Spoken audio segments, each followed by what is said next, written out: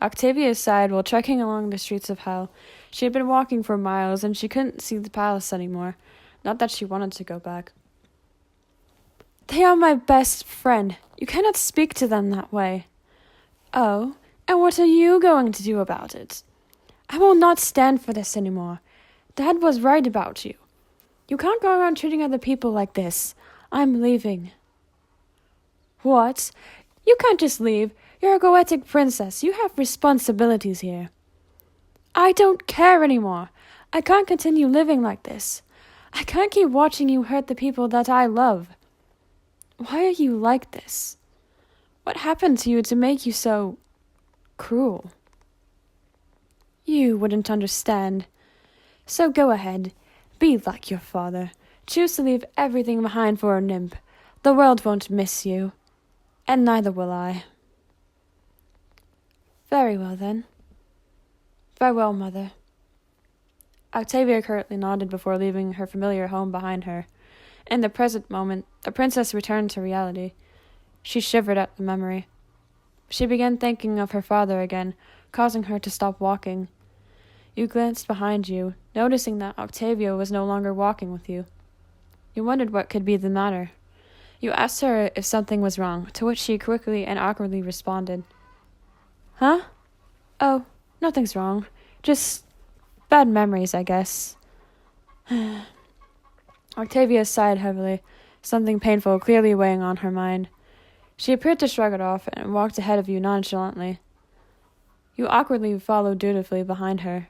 You were taken aback at how quickly she seemed to move past the subject and avoid any more questions, as if her thoughts were nothing special. You gently asked her if there was something she wanted to tell you. Octavia stiffened at the question, further proving to you that something was wrong. It's nothing. I mean, it's a long story. Perhaps it's best if you don't know.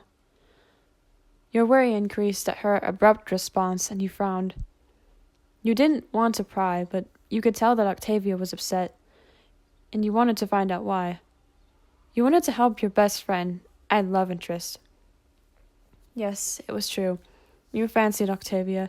You had always admired the girl, but it was not until recently that you began to notice your fast-growing feelings for her. You didn't want to say anything for a number of reasons. For one thing, you didn't want to confess suddenly and cause things to get awkward between the two of you. And besides, how could you admit such a meaningful thing to her when you weren't even sure she felt the same way? You were so caught up in your own thoughts that you didn't notice Octavia calling your name. Hello? Hello? Hey, are you good? You've been standing there staring into space for heaven knows how long. Something on your mind? You gasped, a bit startled at the sound of Octavia's voice, and snapped back to reality. You quickly waved off her concern, assuring her that you were fine and that it was nothing. Octavia seemed to believe you and continued talking, repeating a section of the conversation that you'd somehow missed, due to your restless mind and your endless thoughts. As I was saying, how's your job treating you? Do they pay you well? I mean, I know you kill people for a living, but it can't be that cheap, right? You were a bit surprised by Octavia's questions, but answered honestly. You had been working for IMP, the immediate murder professionals, run by an ambitious imp named Blitz. And so far, things were looking a lot better for you now. After all, you had a decent amount of money coming in, and you no longer had to suffer through your endless job searches that never led you anywhere. Although, you weren't exactly the best assassin out there. You had been making mistakes ever since you joined the company, and despite the team's many reassurances, you were worried. I mean, what if you fucked up so bad that Blitz didn't have a choice but to fire you? Well, at least they're paying you pretty well. Decently enough so you can pay your bills anyway.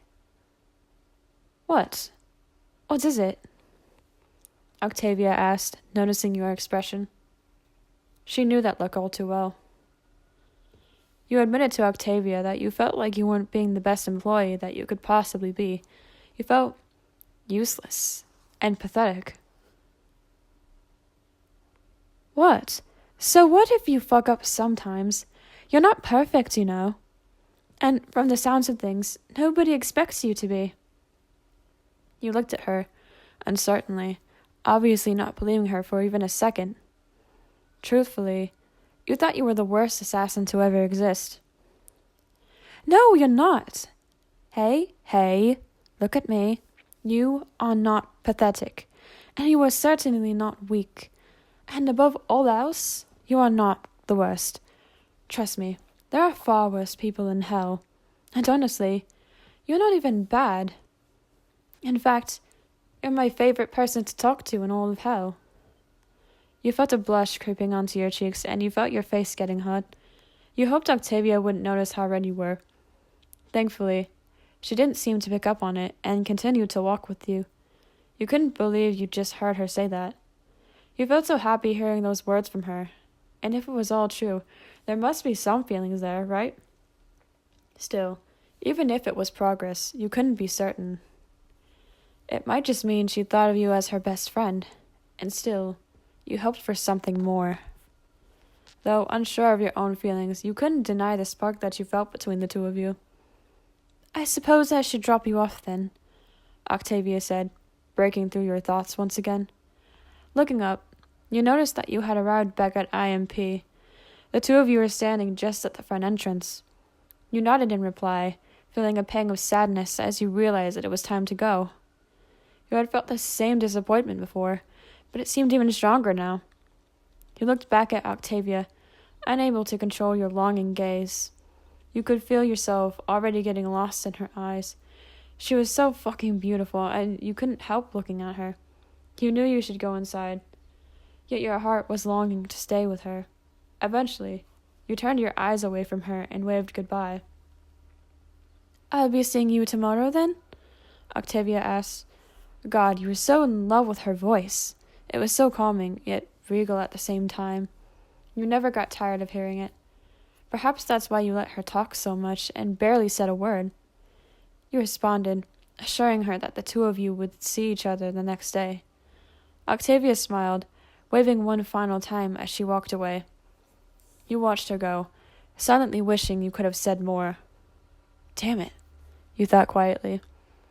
You silently walked back inside and took out your phone to check the time. It was exactly 5:15 p.m. You made your way to your room, making sure to give your boss a quick greeting. You lay back on your bed and sighed. Your phone was full of plenty of distractions, but despite what you might try, your thoughts were on Octavia. Your phone buzzed, and you saw that you had received a text from Octavia. You opened it and read it. Glad we got to talk again. Hope to do this again soon. Smiley face. You pondered responding, but ultimately decided not to and resorted to just liking the message. You lay back on your bed again, closing your eyes. I love you, Octavia, you thought silently, even if you'll never know the truth.